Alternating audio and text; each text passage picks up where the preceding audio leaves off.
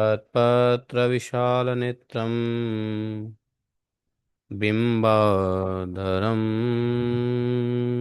सजलमेघरुचिं मनोज्ञं मन्दस्मितं मधुसुन्दरमन्दयानं श्रीनन्दनन्दनम् अहं मनसां नमामि।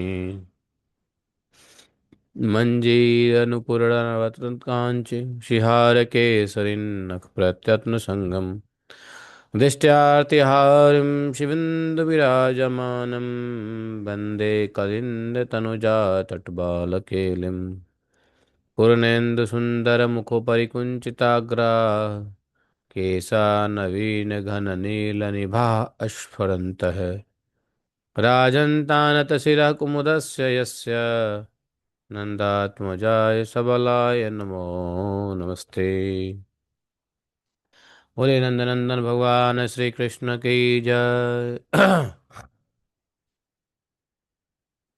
तो अभी विश्वजीत खंड में चल रहे हैं, 21वां अध्याय।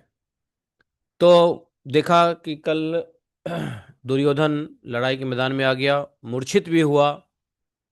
तो नारद जी कथा आगे बढ़ाते हैं, कहते हैं दुर्योधने गते तत्र हाहाकारो महान भूत तदा देवव्रतो भीष्मो गंगाय प्रजयुत्तरम् यदुनां पश्यतां तेषां धनुष्टङ्कारयन्मुहुः भस्मीकर्तुं यदुबलं वनं वह्निरिवोज्ज्वलन सर्वधर्मभृतां श्रेष्ठो महाभागवतः कविः वीरयुथाग्रणीयेन रामो अपि युधितोषितः।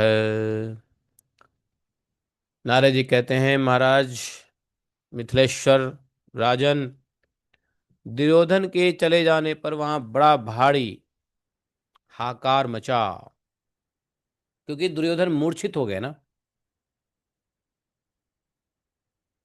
और भीष्म वहां पे तुरंत आए। उन यादवों के देखते देखते बारंबार धनुष टंकार करते हुए यादव सेना को उसी प्रकार भस्म करने लगे जैसे प्रज्वलित दावानल किसी वर्ण को दग्ध कर देता है। अब भीष्म जब आए तो भीष्म तो भैया बड़े धनुर्धारी, वो यादव सेना को ही भस्म करने लगे। भीष्म जी ने क्या किया? वैसे तो भीष्म तो हस्तिनापुर के सबसे बड़े भगवान के भक्त भी हैं, धर्मधारी भी हैं, श्रेष्ठ हैं, विद्वान है, और धनुर्धारी वीर में तो अग्रगणी है ही। इन्होंने अपने गुरु को ही छक्का छुड़ा दिया था। इनके गुरु कौन है? भीष्म जी के। परशुराम जी को ही हरा दिया था लड़ाई में। ऐसा बड़ी सफेद उनकी अंग कांति थी, दाढ़ी मूछ के बाल सफेद थे। वे कौरवों के पितामह तो थे ही, बलपूर्वक युद्ध में भी विचरते हुए 16 वर्ष के नवयुवक के समान जान पड़ते थे कौरवों के दादाजी। लेकिन वो ऐसा लगता था 16 वर्ष का कोई जवान आदमी घूम रहा हो, ऐसा भीष्म पितामह लगते थे। उन्होंने अपने बाणों से अनिरुद्ध की विशाल सेना को मार गिराया। समझे?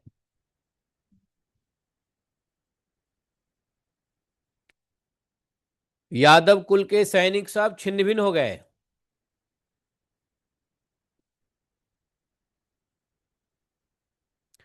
इतना कुछ हुआ कि वहां पर रणभूमि में खूनों की समझो धारा प्रवाह तीव्र वेग बहने लगा। उस खून के धारा प्रवाह में नारद जी कहते हैं कि रथ घोड़े मनुष्य भी बह चल रहे। इतने लोगों को मारा, इतने लोग थे, सैनिक लोग। रक्त की सरिता अर्थात वैतरणी के समान मनुष्य के लिए अत्यंत दुर्गम हो गई थी। कुष्मांड, उन्माद, बैतालगण, भैरव आदि सब आए रुद्र की माला बनाने के लिए, वहां से नरमुंड का संग्रह करने लगे। वे सेनाओं को रणभूमि में गिरी देख धनुर्धर शिरोमणि अनिरुद्ध बहुत बहुत बड़ी पताका वाले रथ पे बैठे थे। अनिरुद्ध जी अब भीष्म का सामना करने के लिए आगे बढ़े। प्रलय काल के महासागर से ऊंचे उठी हुई ऊंची ऊंची भंवर और तरंग के भयानक भयानक घात प्रतिघात से के समान जैसे लग। अब ध्वनि कैसा?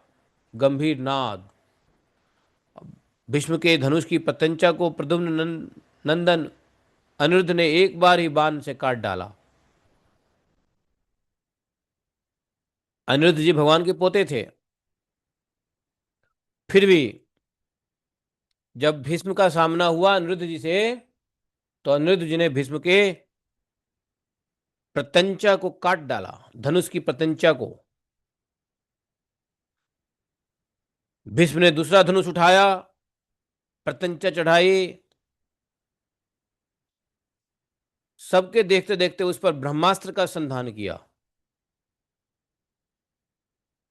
ब्रह्मास्त्र के संधान से बड़ा तेज निकला। यह देख माधव अनिरुद्ध ने भी अपनी सेना की रक्षा के लिए स्वयं भी ब्रह्मास्त्र का संधान किया। अनिरुद्ध ने भी ब्रह्मास्त्र निकाला और तान दिया। अब दोनों ब्रह्मास्त्र 12 सूर्यों के समान तेजस्वी होकर युद्ध करने लगे। तब अनिरुद्ध ने तीनों लोकों का दहन करने में समर्थ उन दोनों अस्त्रों का उपसंहार किया। साथ ही उन यदुकुल तिलक अनिरुद्ध ने गंगानंदन भीष्म के विद्युत के समान दीप्तिमान धनुष को भी सैनिकों द्वारा काट डाला, नष्ट कर दिया। भीष्म ने लाख भार की बनी गदा उठाए, अनिरुद्ध पर चलाया। मतलब भीष्म के सामने अनिरुद्ध इतना टिक गए। क्यों नहीं टिकते? भाई भगवान के पोते हैं। और जानते हो अनिरुद्ध ने जब भीम भीष्म जी को गदा युद्ध में क्या किया? मूर्छित कर दिया। भीष्म मूर्छित होकर रथ से गिर पड़े। उस युद्ध मंडल में वे आकाश से गिरे हुए सूर्य के समान जान पड़ते थे। अब हुआ क्या? भगवान श्री कृष्ण के बेटे पोते ने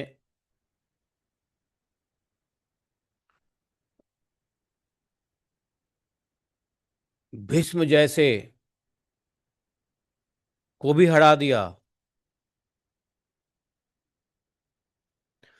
भीष्म जब बेहोश हुए, द्रोणाचार्य आए। द्रोणाचार्य ने भी खूब युद्ध किया। समझे?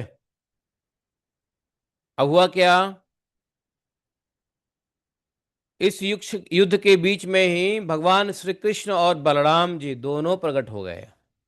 देवौ पुराणौ पुरुषौ तदावि बभूवथु मैथिल राम कृष्णौ सुवर्ण तालध्वजाशालियानौ प्रद्योतयन्तौ परितौ दिशस्तौ तदा जया राव समाकुलासुरा गंधर्व मुख्याश्च जगुर्मनोहरम सुरान का दुंदुभयो विनेदुः श्रीलाज पुष्पैर्वृषु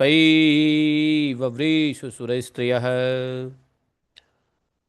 जैसे ही भगवान बलराम और श्री कृष्ण वहां प्रकट हुए, बलराम के रथ पर तालध्वज और श्री कृष्ण के रथ पर गरुड़ ध्वज शोभा दे रहे थे।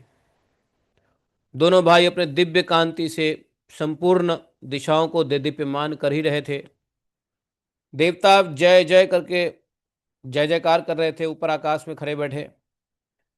मुख्य गंधर्व मनोहर गायन गाना गा रहे थे। देवता आनक और दुदुम्बी की ध्वनि बजाने लगे, खिल लावा और फूल बरसाने लगे।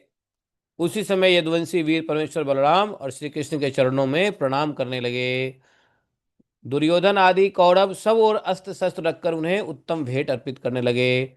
सभी प्रसन्न थे और सबके हाथ जुड़े हुए थे, हाथ जोड़ के खड़े थे।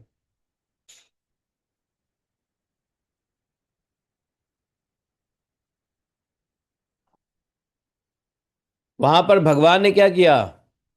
प्रद्युम्न और जितने भी यदुवंशी सेना थे, सांब, अनिरुद्ध, ये सब अपने पुत्रों को खूब डांट लगाया। और भीष्म आदि जितने श्रेष्ठ कौरव हैं उनको प्रणाम किया। दुर्योधन से मिलकर वे दोनों इस प्रकार बोले दुर्योधन को कि इस बाल बुद्धि वाले यादवों ने जो कुछ किया उसके लिए क्षमा कर दो, अपने मन में दुख न मानो। इन लोगों ने जो भी कठोर बातें कही है वह हम दोनों के प्रति कही गई मान लो। राजन, इस पृथ्वी पर यादव और कौरव में कदापि किंचित मात्र भी कलह नहीं होना चाहिए। ये सब परस्पर संबंधी और ज्ञाति है। हम लोग धोती और उत्तरीय की भांति परस्पर एक दूसरे का प्रिय करने वाले हैं। जब देखो, प्रद्युम्न जी, अनिरुद्ध जी, ये सब हार नहीं मान रहे थे, हारे नहीं थे, बल्कि कौरवों के सेनाओं में बड़े बड़े महारथी को मूर्छित कर रहे थे।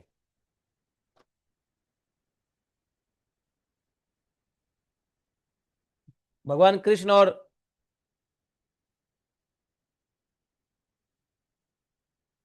बलदेव जी ना आते तो यहां तो आज ही हस्तिनापुर के सभी महारथियों का काम तमाम कर देना था, प्रद्युम्न जी और अनिरुद्ध जी के द्वारा।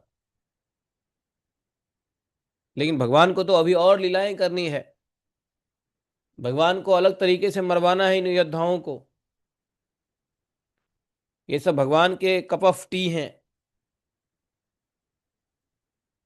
वैसे टी कॉफी तो भगवान पीते नहीं है, बट ये जितने योद्धा हैं, कौरव योद्धा, सब भगवान के सामने मरने वाले हैं। और भी लीलाएं करनी है। अभी पूरी महाभारत बाकी है। अभी कैसे अनिरुद्ध जी मार दें? नहीं मारने दिया भगवान ने, बीच में आ गए दोनों भाई। राम कृष्ण बीच में आ गए। उल्टा अपने ही पुत्रों और पौत्र को डांटने लगे। उन लोगों को सम्मान दिया, प्रणाम किया, माफी मांगा। अरे इनकी, इन्होंने जो किया है समझो मैंने किया है, चलो माफ कर दो। ये लोग बालक हैं, बालक। अब इधर दुर्योधन सोच रहा है कि यदि ये नादान बालक हैं तो इतनी शक्ति कहां से आई। देखो, ये होता है हम्बलनेस।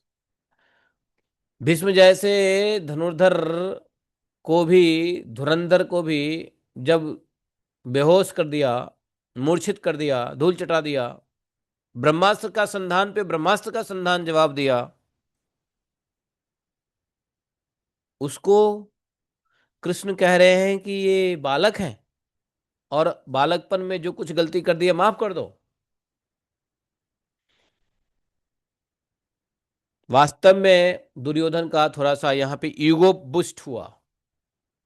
मन में सोच भी रहा है कि जो जो योद्धा हमको और हमारे सभी बड़े बड़े बुजुर्गों को हरा रहा है, मूर्छित कर रहा है, ये बालक कह रहे हैं इनको। चाहे जो भी हो, दुर्योधन खुश हुआ। सोचा कि चलो इसी बहाने मित्रता कर लेते हैं, क्षमा के बहाने मित्रता कर लेते हैं, नहीं तो बाद में तो हमें मजबूरी में इनको उपहार देना ही पड़ेगा, मजबूरी में इनको, इनसे हार मानना ही पड़ेगा। यह अच्छा मौका है कि भगवान स्वयं श्री कृष्ण ने आकर के माफी मांग ली। इस मौके को पा करके दुर्योधन जो है शांत हो गया। बल्कि भगवान कृष्ण ने अपने बुद्धि से, अपने टेक्निक से या अपने षड्यंत्र से शांत किया दुर्योधन को। तब भगवान श्री कृष्ण वहां पे पधारे ही थे। उस समय इंद्रप्रस्थ में रहते थे पांडव। पांडवों से मिलने के लिए इंद्रप्रस्थ में गए। युधिष्ठिर, पांडव तो भगवान के भक्त ही थे। पता चला कि भगवान आए हैं, स्वागत के लिए आगे बढ़े हैं।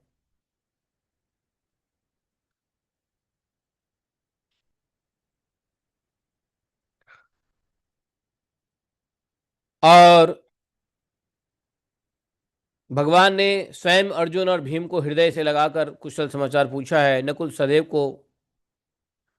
सहदेव ने भगवान के चरणों में प्रार्थना किया है। युधिष्ठिर ने उन सबों को दोनों हाथ पकड़कर आशीर्वाद दिया, युधिष्ठिर को प्रणाम किया भगवान, सभी कुमारों ने वैसे तो। भगवान श्री कृष्ण बलराम साक्षात क्या है? परिपूर्णतमो साक्षात श्री कृष्ण च स्वयं हरि। श्री कृष्ण बलराम साक्षात परिपूर्णतम श्री हरि हैं, असंख्य ब्रह्मांडों के पालक हैं। भगवत भक्त युधिष्ठिर ने उन दोनों भाइयों का पूर्णतया समादर किया। उन्होंने यदुकुल की मुख्य वीर प्रद्युम्न आदि को सैनिकों सहित दिग्विजय के लिए विधिपूर्वक भेजा और सारी पृथ्वी को जीतने के लिए आज्ञा दी, जाओ हस्तिनापुर छोड़ो और कहीं और जाओ। फिर वे दोनों भक्तवत्सल सर्वेश्वर बंधु भाइयों सहित धर्मराज युधिष्ठिर से मिलकर द्वारका को लौट आए।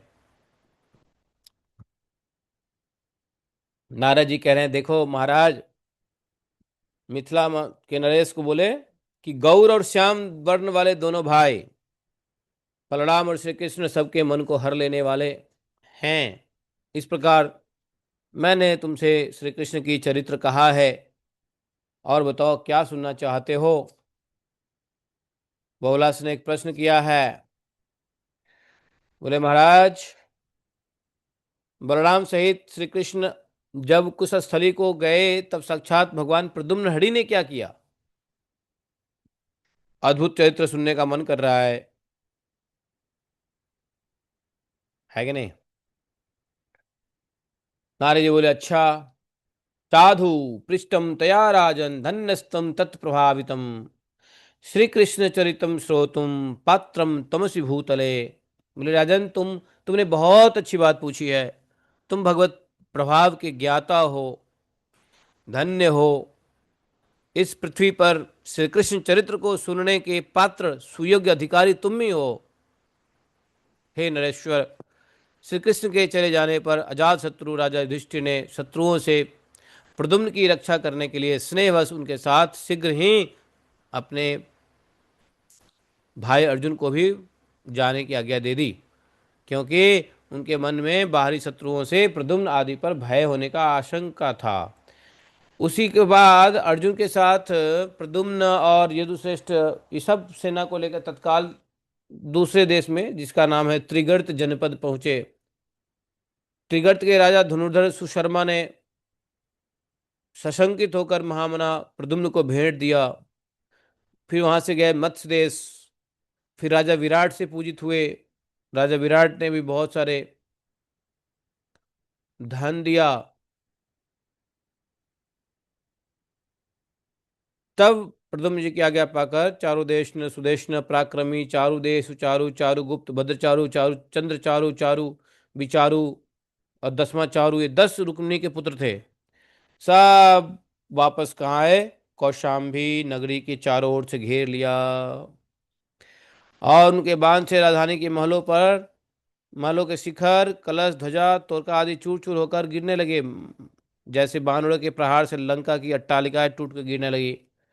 रुक्मिणी के 10 पुत्र जो थे रुक्मिणी कुमार, जब इस प्रकार वाणों द्वारा अंधकार फैला दिया, तब राजा कुशाम्ब हाथ में बहुत सा भेंट सामग्री लिए नगर से बाहर निकले। उन्होंने हाथ जोड़कर सम्रारी को नमस्कार किया और बहुत सी भेंट देकर भय भय के कारण भय विहील होकर के राजा ने नगर की रक्षा की। उसी समय सौवीर राज सुदेव, अभिराज विचित्र, सिंधुपति चित्रांगद, कश्मीर राज महोजा, उस समय कश्मीर में राजा करते थे महोजा, जांगल देश अधिपति सुमेरु, लाक्षेश्वर धर्मपति, कंधार नरेश बिडौजा, इन सब ने जो दुर्योधन के वशवर्ती थे, भय के कारण पहले ही आगे संधि कर ली, बलि अर्पण किया। विनय हाथ जोड़कर श्री कृष्ण को और प्रद्युम्न को प्रणाम किया और इस प्रकार से जो है सबका भेंट प्रद्युम्न जी ने स्वीकार किया।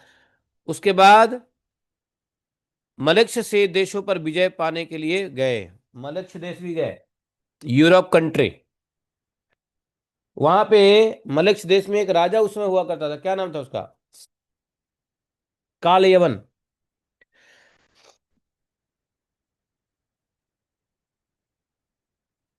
काल यवन का पुत्र था, उसका नाम था चंड, यवनेन्द्र चंड, यवन का पुत्र था। यवनेन्द्र यवन राजा था वो, मलेच्छ राजा था। अब जैसे उसने सुना कि प्रद्युम्न आ रहे हैं, उसको क्रोध आया है। उसको समझ में आ गई है कि इसी के पिता ने हमारे पिता को मारा था, अर्थात भगवान कृष्ण ने काले उनको मारा था। क्रोध में भर गया। उसने सोचा आज मैं अपने पिता के हत्या करने वाले शत्रु के पुत्र का वध करके बाप का बदला लूंगा, ऐसा सोचा मन ही मन। 10 करोड़ मनुष्य की सेना लिए मद की धारा बहाते हुए, घोर घोर गर्जना करते हुए, आंखें लाल करके प्रद्युम्न के सामने युद्ध करने के लिए निकला। चंड की प्रेरणा से तीखे वाणों की वर्षा करने वाली उस विशाल सेना को आई देख प्रद्युम्न अपने सैनिक से बोले। प्रद्युम्न ने कहा, जो शत्रु का संहार शिर सहित चंड का मस्तक काट कर यहाँ ला देगा, उस वीर को मैं अपना सेना का सेनापति बना दूंगा। प्रद्युम्न ने कहा, जो इसका सर काट के मेरे को लाएगा, उसको मैं सेनापति बना दूंगा। जब प्रद्युम्न के पास ही यह सब प्रकार कह रहे जब प्रद्युम्न इस प्रकार बोल ही रहे थे, तब गांडीवधारी कपिध्वज अर्जुन ने बारंबार धनुष की टंकार करते हुए अकेले ही शत्रु के सामने सेना में प्रवेश किया। और रण दुर्मद गंडीवधारी ने गांडीव धनुष से छूटे हुए विसिखों द्वारा सामने खड़े हुए वीरों, रथों, हाथियों, घोड़ों सबको टुकड़ा टुकड़ा कर दिया। बड़ी भयंकर लड़ाई हुई। हाथी पर बैठा था मलेच्छराज चंड। उसने अर्जुन के ऊपर बहुत कुछ फेंका, खूब गर्जना किया। बलवान श्री कृष्ण सखा अर्जुन ने विद्युत लता के समान अपने ऊपर आती हुई उस शक्ति के गांडीव मुक्त बाणों द्वारा खेल खेल में ही 100 टुकड़े कर डाले। मलेच्छ चंड रोष से भरकर जब तक धनुष उठाए, तब तक ही गांडीवधारी ने लीलापूर्वक एक बाण मारकर उसके उस धनुष को काट दिया। तब प्रचंड पराक्रमी चंड ने दूसरे धनुष हाथ में लेकर प्रलय काल के महासागर की बड़ी बड़ी भंवरों के टकराने की बात की जैसा। अब मतलब अर्जुन ने अर्जुन अब क्या हुआ, वो भी कम बलशाली नहीं था, अर्जुन की प्रत्यंचा को काट दिया। अर्जुन ने ढाल उठाया, उसका भी उसने।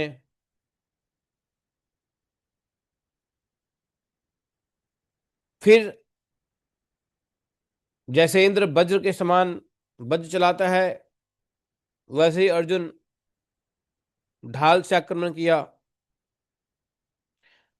जो अग्निदेव का दिया हुआ एक खड़ग था ना अर्जुन के पास, उस हाथी का कुंभ स्थल फट गया। चिंगारते हुए धरती पर घुटने टेक दिया, मूर्छित हो गया। तब चंड ने भी तलवार लेकर पांडुनंदन अर्जुन पर प्रहार किया, परंतु कुलगुरु तिलक अर्जुन ने उसके खड़ग को ढाल पर रोककर उसके ऊपर अपनी तलवार से वार किया। इससे चंड का सिर त्राण सहित मस्तक धड़ से अलग हो गया। जो एक काल यवन का पुत्र था चंड, उसको अर्जुन ने मारा। उसके बाद अर्जुन ने अपने धनुष पर प्रत्यंचा चढ़ाई और चंड के मस्तक को वाण पर रखकर उसे धनुष पर खींचकर चलाया और प्रद्युम्न जी की सेना में उसे फेंक दिया। यही कहा था ना, जो इसका सर काट के लाएगा उसको सेनापति। उस समय जय जयकार हो गया, अर्जुन की बड़ी वाहवाही हुई, फूलों की वर्षा हुआ। उसी समय कृष्ण कुमार प्रद्युम्न ने उसी क्षण विजय ध्वज से विभूषित अपने सेना का अर्जुन को सेनापति बना दिया। उस समय यादव सेना के मुख्य वीरों ने हाथ में श्वेत चावल आदि कपिध्वज अर्जुन के ऊपर हवा की। फिर तो विशाल वेगशाली अर्बुदाधीश प्रद्युम्न की शरण ली और उनसे निडर हुए, हाथ जोड़कर नमस्कार किया और भेंट समर्पित की।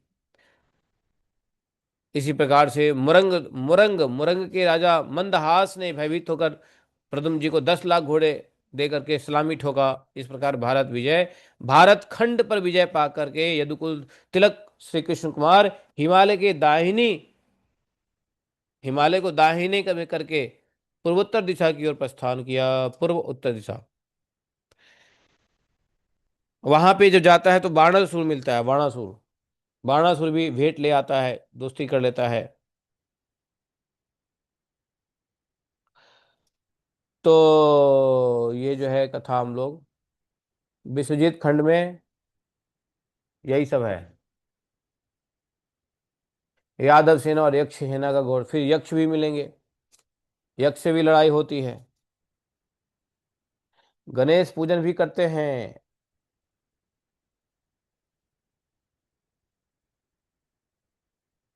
और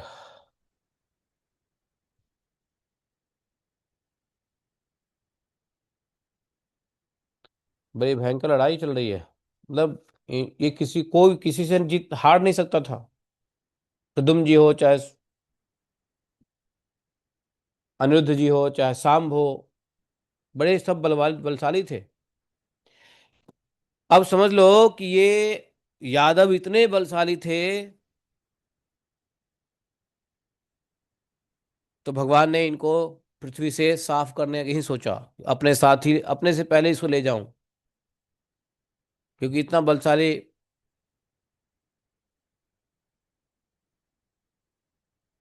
बहुत नुकसान करेगा। तो भगवान ने द्वारका में ब्राह्मणों के श्राप से इन सब यादवंशियों का नाश करवाया। नहीं तो पृथ्वी पे होते तो हाकार मचा देते, कोई नहीं जीत सकता इनके सामने, पृथ्वी का भार रह जाता।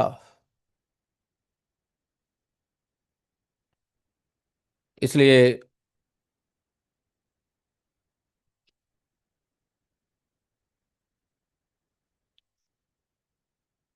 भगवान ने अपने यदुवंशियों सेनाओं को भी मरवाया। तो ये ट्रायल देख लिया भगवान ने किस प्रकार से।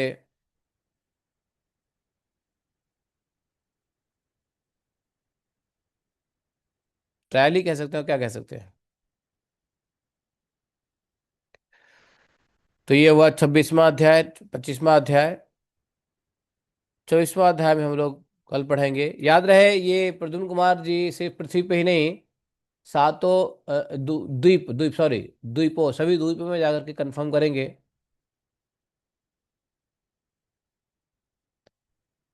जय श्री राधे। ओम नमो गोवर्धन उद्धारणाय, गोकुल निवासाय गोविंदाय गोपालाय गोपाल पतये गोपीजन भत्रे गिरिजगजधत्रे करुणानिधे जगत विदये जगत मंगलाय जगत निवासाय जगत मोहनाय कोटि मनमत मनमथाय भीष्मान सुतावराय श्रीनंदराज कुल प्रदीपाय श्री कृष्णाय परिपूर्णतमाय तम संग ब्रह्मांड पतये गोलोक धाम अधिशनाधिपतये स्वयं भगवते सबलाय नमस्ते। नमस्ते नमस्ते। तो अन्य वर्ष का भी कथा होगा, कल किम पुरुष वर्ष में जाएंगे, वहाँ हरिचरित्र का गान गाते रहते हैं हनुमान जी, उनसे मिलेंगे। हैं।